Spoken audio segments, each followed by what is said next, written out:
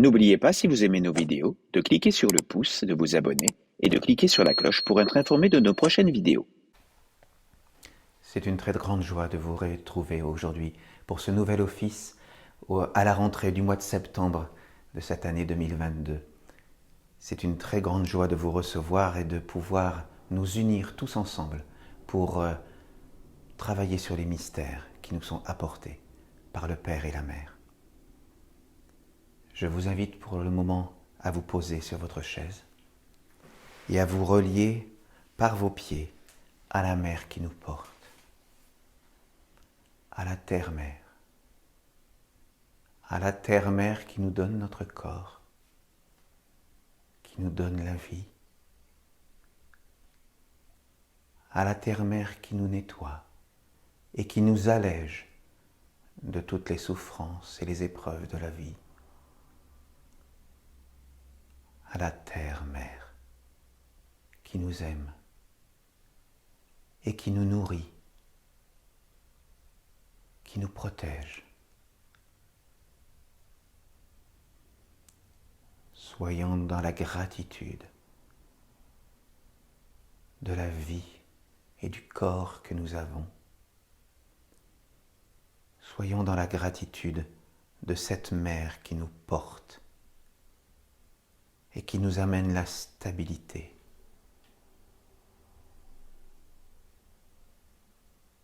Nous savons que nous pouvons aller vers la terre-mère avec confiance, avec amour.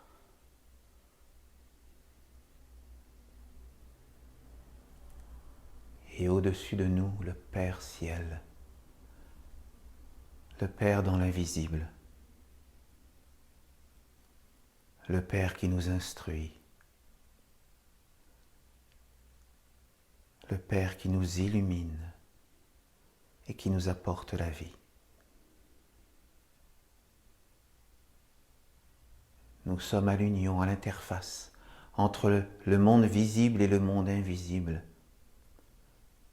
Et par notre pensée, par notre conscience, nous pouvons nous unir par nos pieds dans le vrai, dans la vérité, et par notre tête dans le subtil de notre être, dans l'invisible sacré.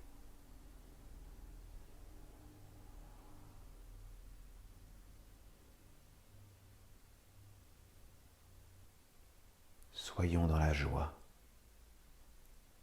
Vivons la joie profonde d'être en cet instant, en ce lieu, dans l'union avec le Père et la Mère. Ressentons la joie profonde qui est le véritable chemin de l'union avec le sacré à l'intérieur de nous.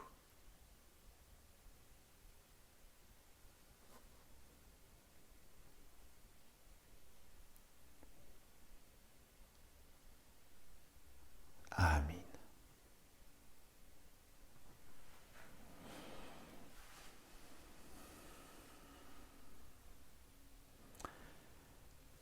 Nous allons commencer cet office. Il est déjà commencé, vous me diriez, mais nous allons donc commencer par un chant. Le chant de la Mère du monde.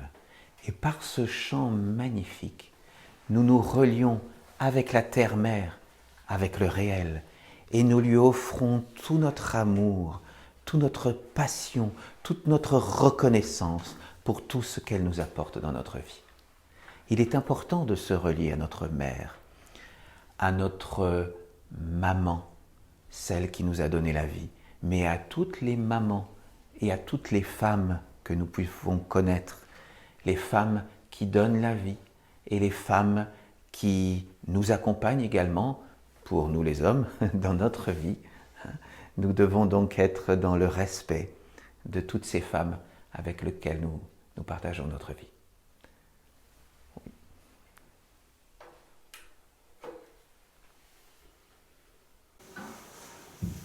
Du plus pur, du plus grand, du plus haut de mon être, avec tout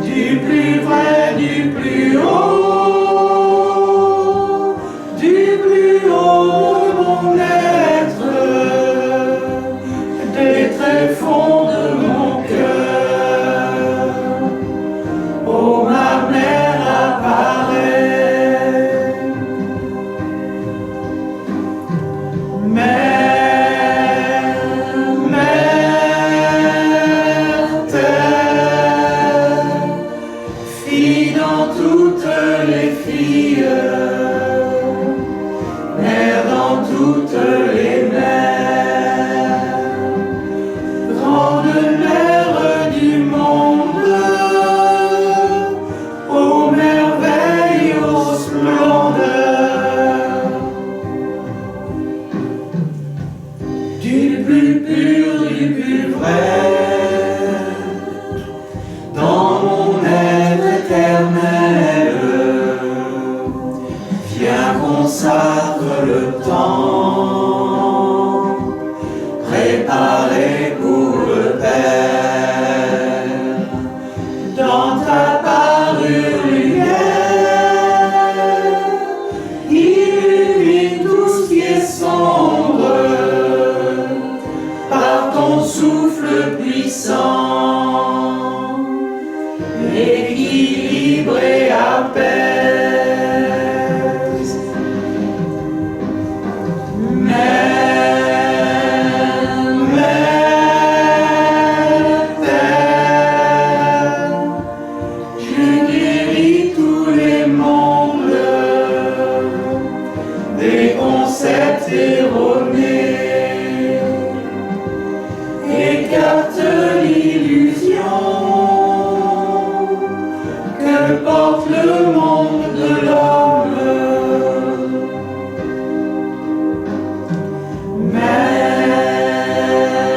Mère terre, viens bénis tout mon être, que je bénisse les êtres. Apparaît dans ton temple et fais-y ta demeure. Mère terre, je m'incline Dieu la mère, je veux être ton enfant, qui guide tous les mondes, pour le bien de tous les êtres.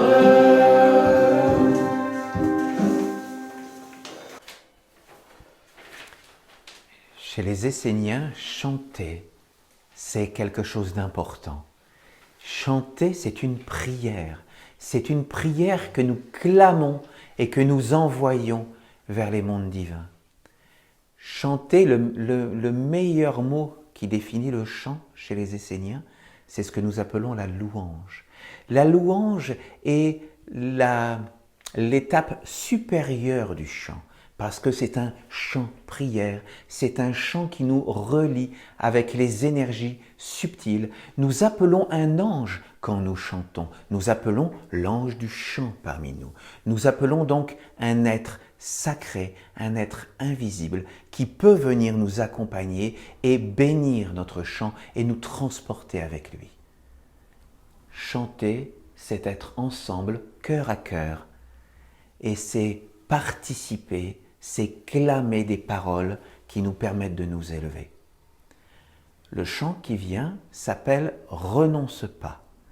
Renonce pas à la lumière, parce que nous sommes dans un monde qui bien souvent fait abstraction de toute sagesse, de toute beauté, de toute pureté.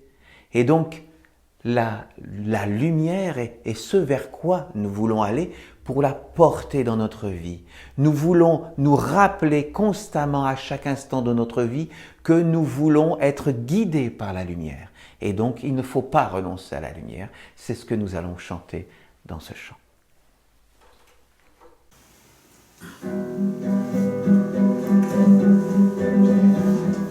Toi qui peines sous le lourd fardeau de notre savante ignorance, ne sachant plus le vrai du faux, reconnaissant notre ignorance, fatigué de te conformer à l'exigence des apparences,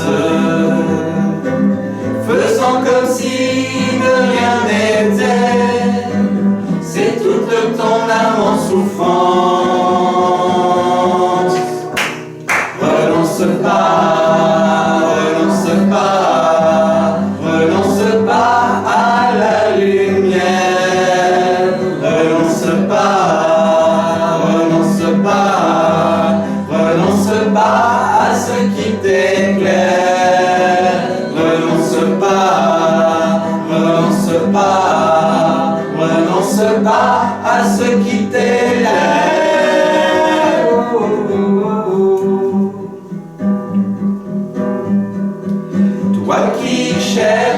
savoir qui tu es,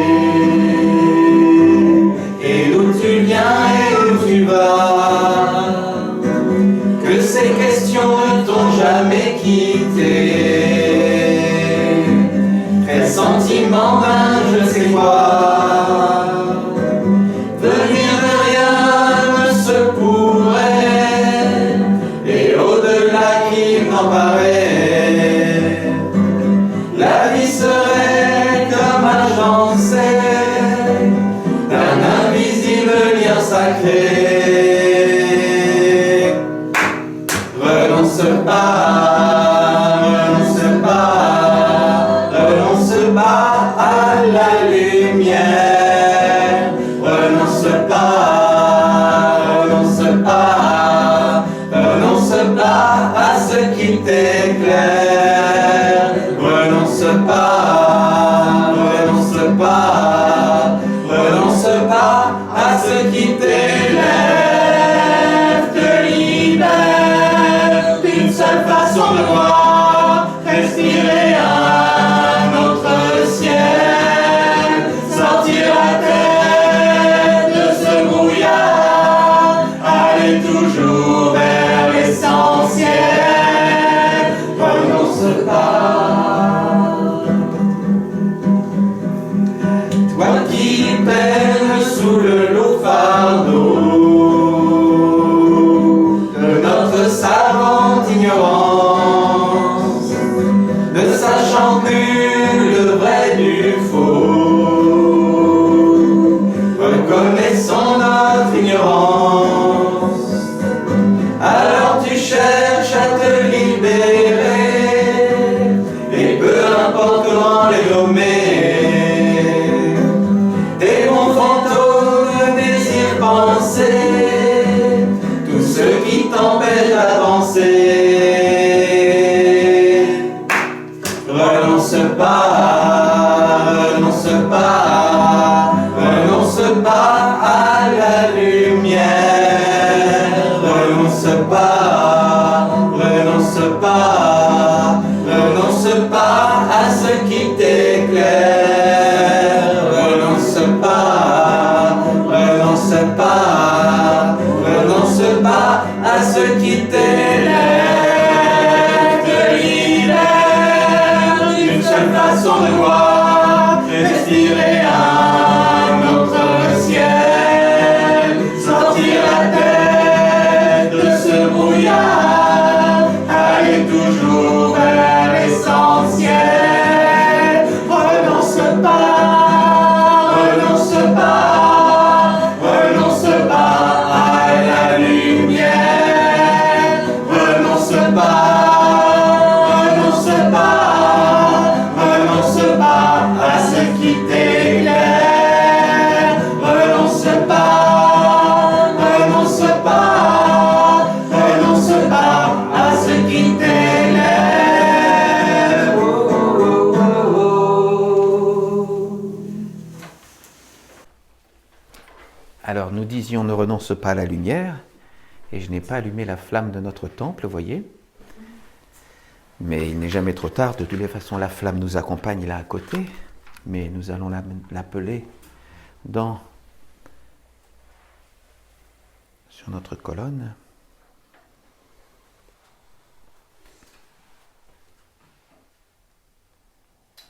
Nous appelons la flamme du temple, la flamme du Père et de la Mère, la flamme de la maison de Dieu, afin qu'elle brille ici et maintenant dans ce temple et qu'elle nous accompagne durant cet office sacré. Amen. Nous découvrons la terre, le minéral, l'eau, l'air avec l'encens et la pierre de Gabriel.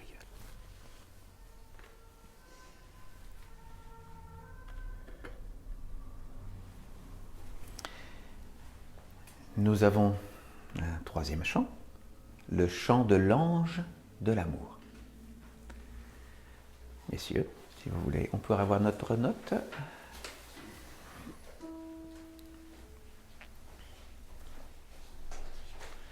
Amour, amour, ô ange d'amour, amour, amour, toi source de la vie. Amour, amour, ô ange d'amour, amour,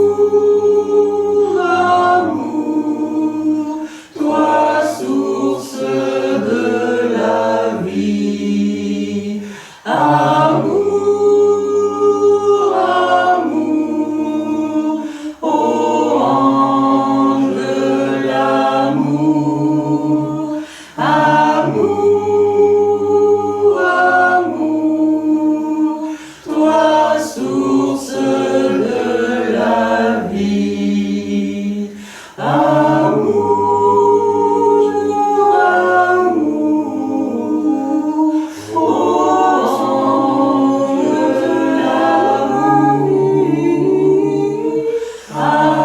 ange d'amour, amour, amour, toi source de la vie. Amour, amour, ô ange d'amour, amour,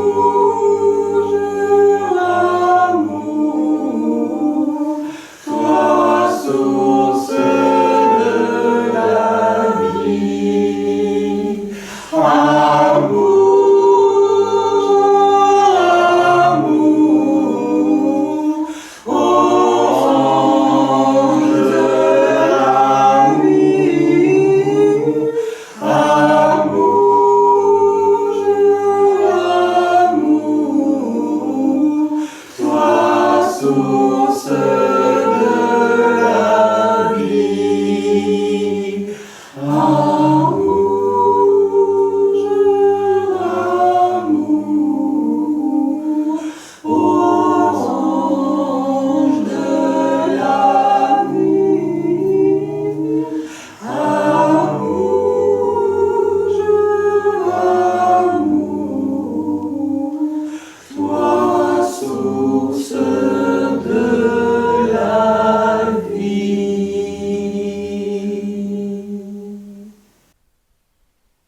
Je vous remercie. Je vous remercie, vous pouvez vous asseoir.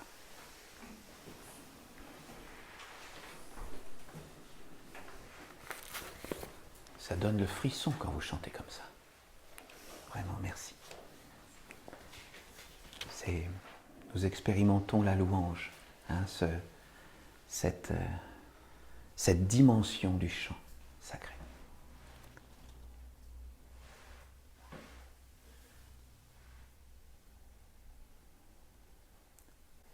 Aujourd'hui, l'office va être basé sur le psaume numéro 87 de l'archange Uriel, qui s'appelle « Participer activement à l'œuvre de la nation essénienne ».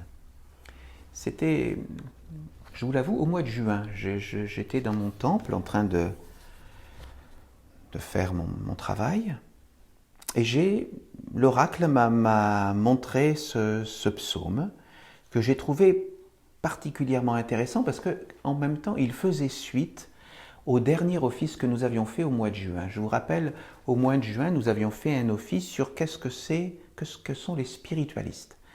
Nous nous étions posé la question d'essayer de voir donc les différences entre les matérialistes d'une part, qu'on appelle l'école de Caïn, ensuite les spiritualistes qui sont l'école d'Abel, et les Esséniens qui sont selon l'école d'Enoch. Nous avions vu donc les différences entre ces deux grandes écoles qui sont les plus connues, Caïn et Abel, et quelles sont les particularités de l'école d'Enoch. Et nous avions vu que donc les spiritualistes, bien souvent, ils ont du mal à comprendre quel est l'intérêt de l'école d'Enoch. Et quelque part dans ce psaume, je trouvais que l'enseignement de l'archange en remettait une couche pour expliquer un peu, voilà, les différences avec les spiritualistes. Et je trouvais que c'était intéressant de poursuivre sur ce sujet parce que l'enseignement de l'archange Uriel, là en l'occurrence, est quelque chose de magnifique.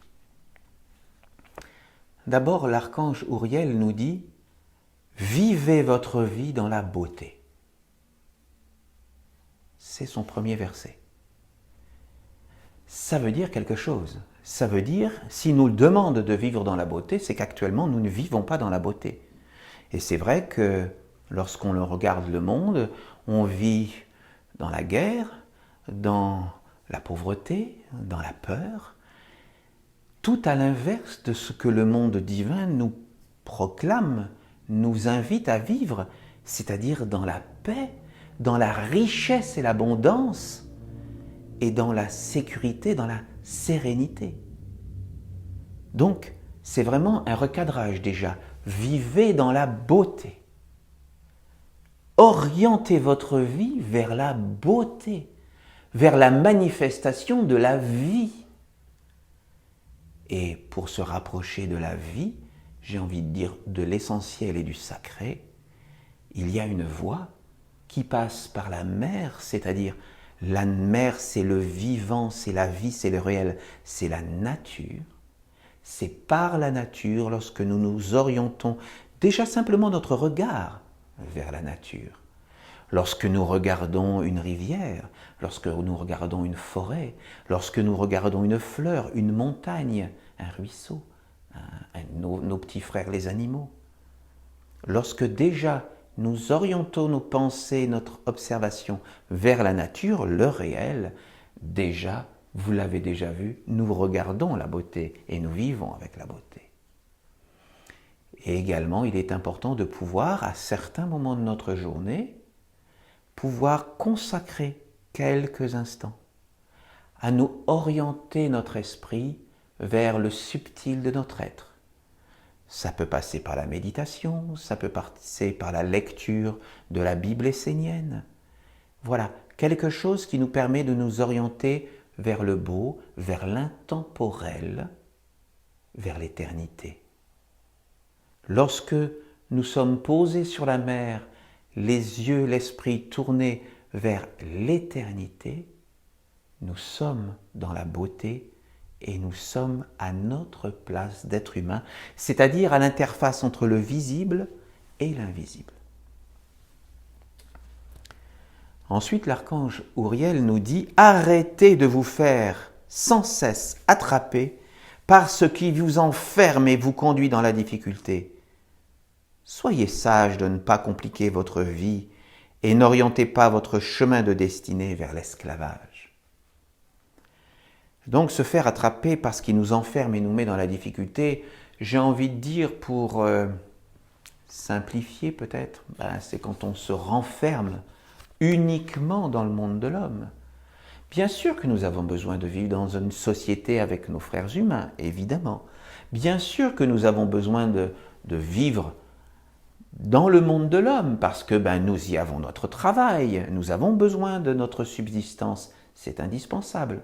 Nous ne devons pas rejeter le monde de l'homme, nous ne devons pas le nier, mais nous ne devons pas consacrer toutes nos forces dans ce monde qui est voué au recyclage, qui n'est pas un monde qui va chercher à nous orienter vers la beauté.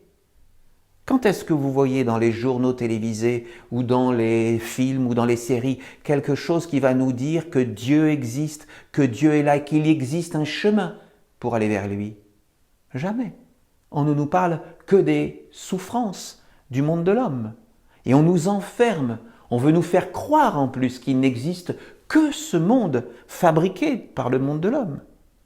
On veut même nous faire oublier qu'il existe quelque chose d'éternel à l'intérieur de nous.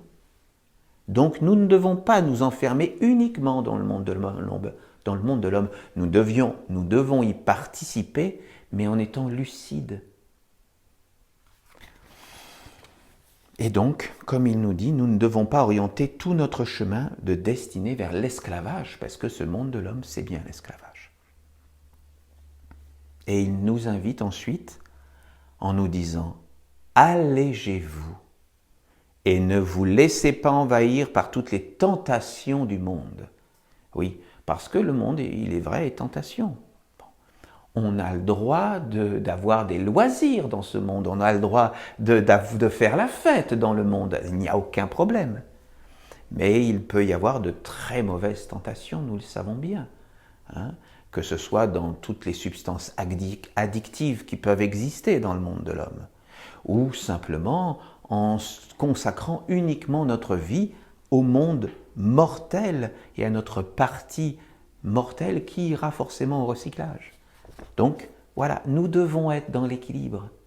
L'équilibre entre le monde de l'homme, qui doit avoir sa place dans notre vie, mais l'équilibre avec ce qui est immortel à l'intérieur de nous.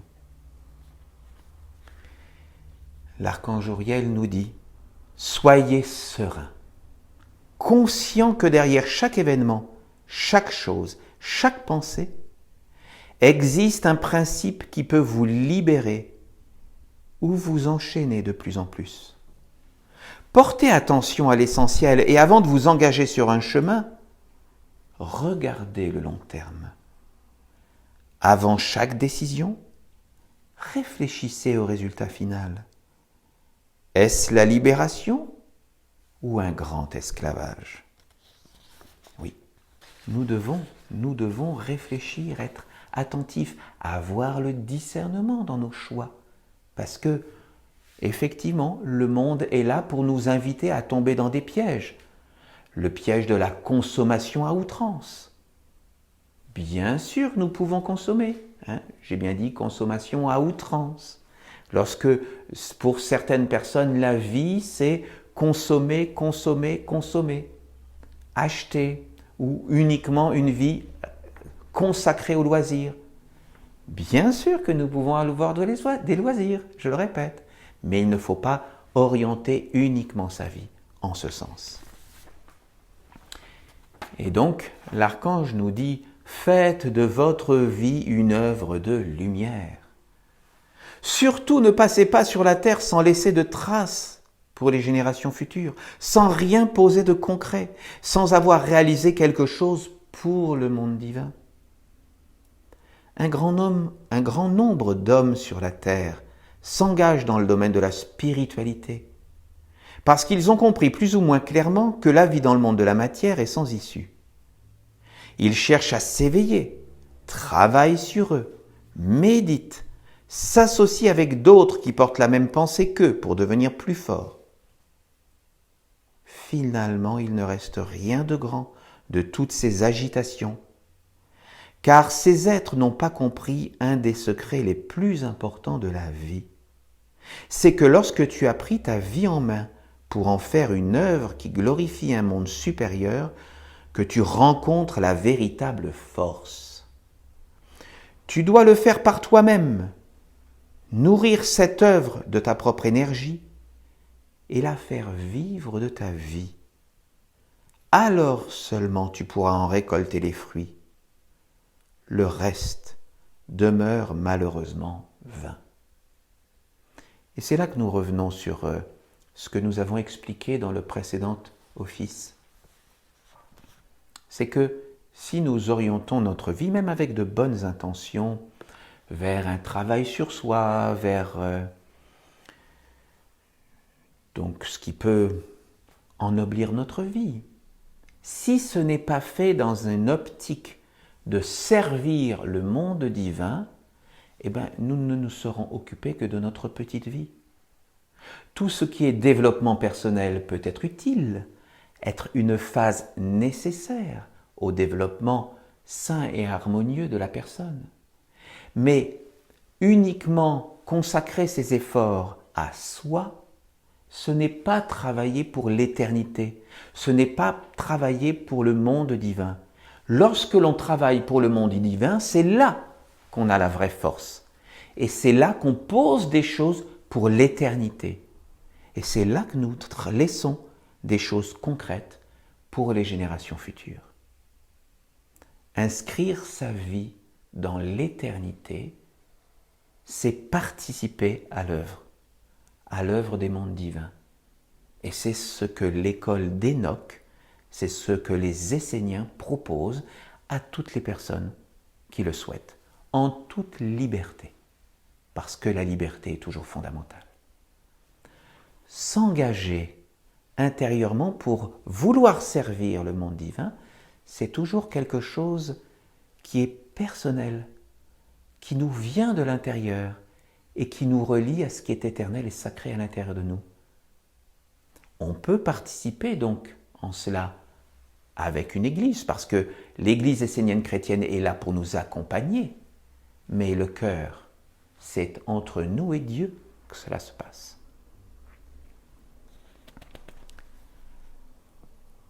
L'archange ajoute: l'homme spirituel s'éveille, bien sûr, mais lorsqu'il reprendra un corps, il aura de nouveau tout oublié et recommencera à s'éveiller, alors que si sur la terre il laisse une trace de lui-même, elle constituera son corps et se rappellera à lui.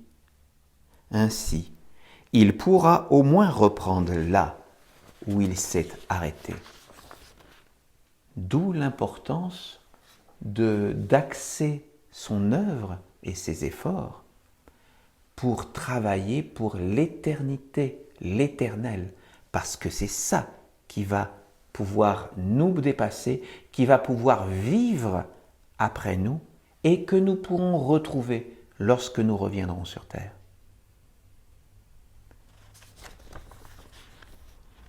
L'archange Uriel nous dit: fais quelque chose de ta vie dans l'art et la beauté, dans la grandeur et la noblesse.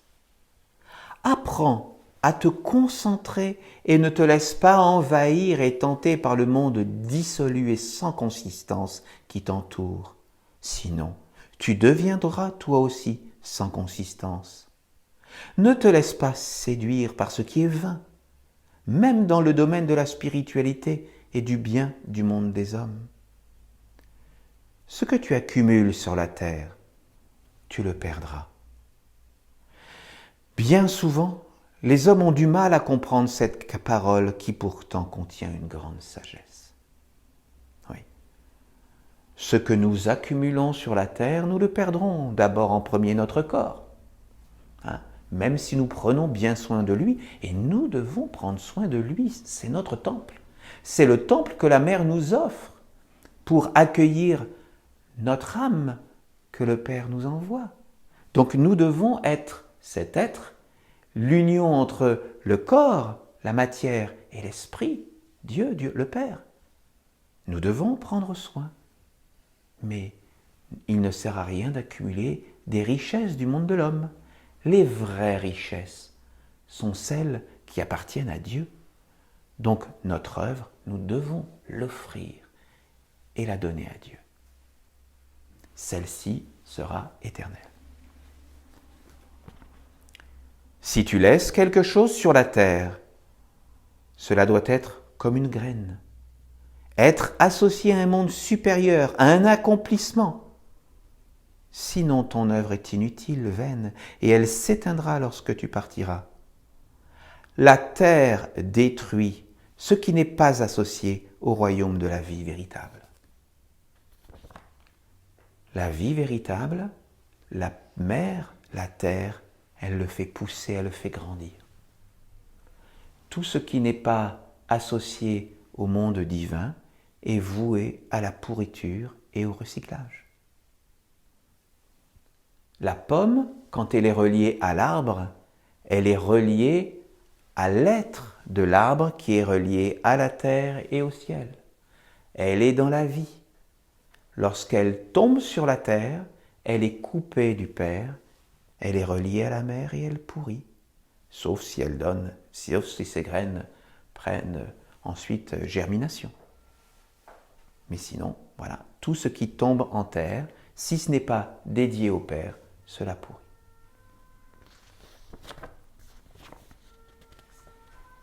Seul ce que tu auras fait de grand, en association avec un monde plus grand, te permettra d'avoir une vie plus large et plus grande que ce que tu vis en étant comme. Fais de ta vie une grandeur pour honorer le Père. Non pas dans des abstractions stériles, mais dans des œuvres concrètes, comme un arbre majestueux portant sa semence dans une multitude de petites graines. Ainsi tu récolteras des fruits. Si tu attends que la vie t'apporte tout ce dont tu as besoin pour vivre, tu attendras bien longtemps. Il ne faut pas attendre que les choses nous tombent dans le bec, comme on dit, tout cuit, non. L'enfant attend de ses parents d'être nourri, mais nous ne devons pas nous comporter uniquement comme des enfants sur la terre. Notre place, c'est d'être des adultes, et l'adulte prend sa vie en main. Il prend sa vie en main et il sait pour qui il veut travailler. D'accord, nous avons une partie de notre vie où nous travaillons pour le monde de l'homme, mais nous ne devons pas travailler que pour lui. Nous devons travailler aussi pour ce qui est plus grand que nous, les mondes divins, et offrir nos œuvres à quelque chose de durable, quelque chose qui va nous dépasser, quelque chose qui pourra vivre après nous. Et cela est possible lorsqu'on l'oriente, lorsqu'on l'offre à Dieu pour l'éternité. Et l'archange Uriel termine en disant « Je donne ce psaume pour les Esséniens, mais aussi pour tous les spiritualistes, qu'ils s'engagent sans tarder à réaliser une œuvre concrète qui glorifie la lumière et lui permet de vivre, de se transmettre sur la terre. N'attendez pas la fin de votre vie pour vous apercevoir que vous avez tout perdu, que vous n'avez rien, si ce n'est quelques possessions matérielles que vous perdrez lors du passage. Saisis l'occasion d'un éveil véritable et commence dès maintenant à participer activement à l'œuvre de la nation essénienne. Une belle invitation que l'archange Uriel nous donne, parce que lorsque nous participons à la nation essénienne, à l'œuvre, que nous lui donnons un peu de notre temps, un peu de notre énergie, nous savons que nous participons à quelque chose de plus grand. L'œuvre, la nation essénienne, est une œuvre voulue par Dieu. Son Église s'est installée sur la terre par la volonté de Dieu. Lorsque nous y participons, nous faisons grandir et nous accompagnons la volonté de Dieu dans l'expansion de son Église. Et nous participons à une œuvre qui est éternelle, qui est divine sur la terre.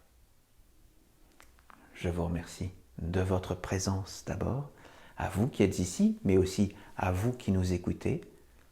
Et donc, voilà, saisissez le message de l'archange Uriel, soyez actifs dans votre vie pour servir le monde divin.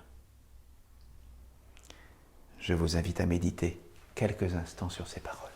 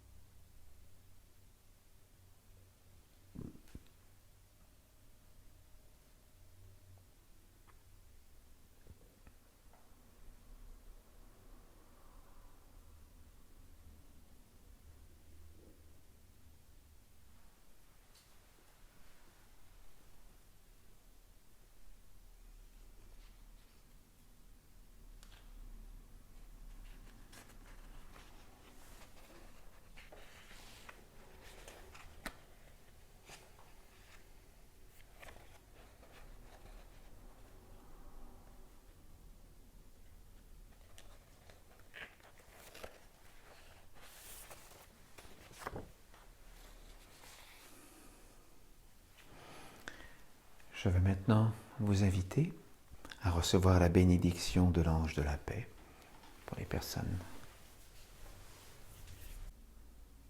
Nous voilà déjà au terme de notre office. Ça passe vite. Oui, il y a encore un chant, oui. Mais c'est vrai que c'est une telle joie de nous retrouver tous ensemble, hein, vraiment, vraiment, vraiment. Et de construire, de mettre notre joie d'être ensemble et la mettre au service de ce qui est plus grand que nous. Hein. Parce que déjà, de venir aux offices, c'est mettre de son attention, c'est mettre de son énergie, de sa concentration sur quelque chose de grand. On reçoit un enseignement, on le fait vivre à l'intérieur de nous, et donc c'est déjà participer à quelque chose de grand. Donc j'aimerais que vous preniez conscience de cela. À notre toute petite échelle individuellement, on peut goûter ces choses et puis voilà, y mettre son attention et participer. Et l'important, comme on dit, c'est de participer. Hein? Et donc faites savoir autour de vous qu'il existe l'Église essénienne chrétienne en France.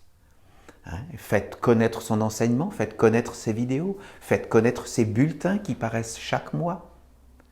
Et donc c'est comme ça que vous pourrez aussi aider à faire connaître la lumière, à faire connaître un chemin qui permet aux personnes qui le souhaitent, sans aucun dogme, en toute liberté, de pouvoir cheminer vers le plus pur à l'intérieur de soi, vers l'éternité. Nous allons donc nous séparer dans un dernier chant.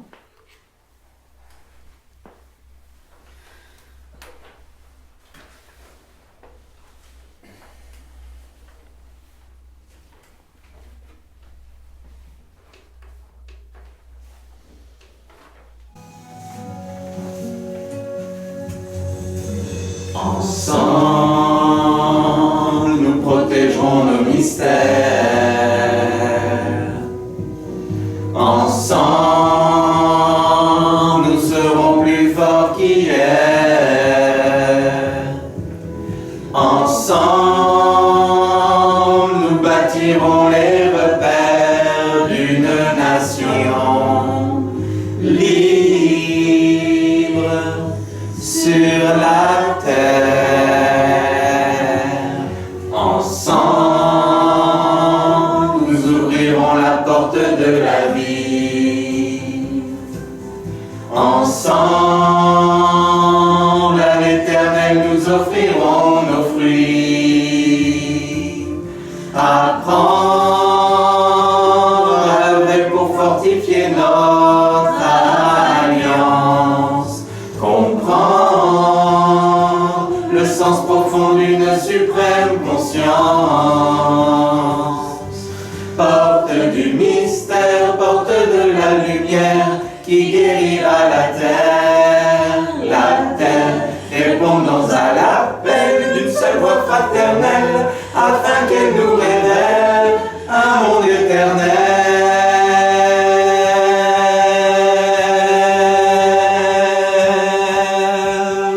Qu'ensemble nous transformions le cours de l'histoire,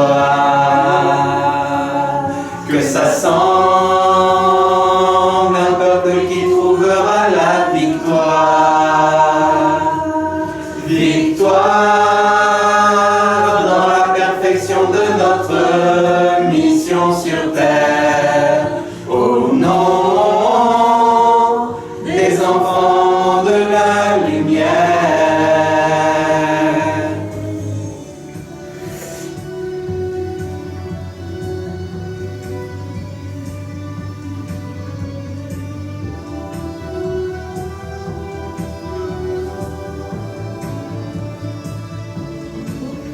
Ouvrir le sens de notre existence,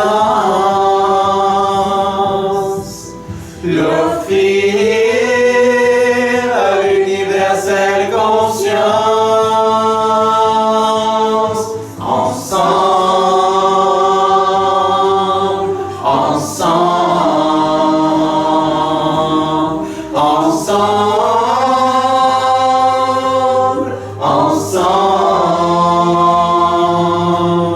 Ensemble,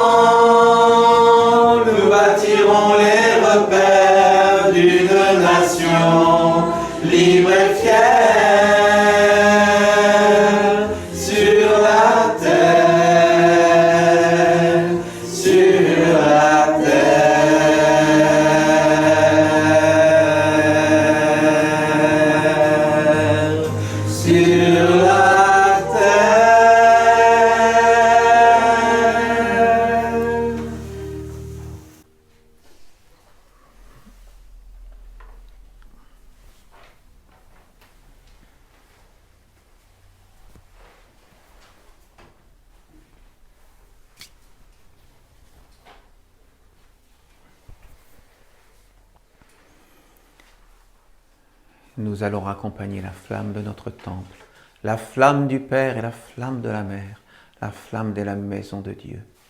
Qu'elle continue de briller en nous à chaque instant de notre vie, jusqu'à ce que nous la retrouvions ici dans ce temple, lors de notre prochain office.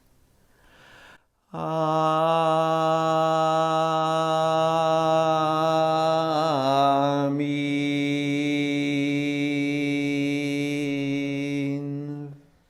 Amin.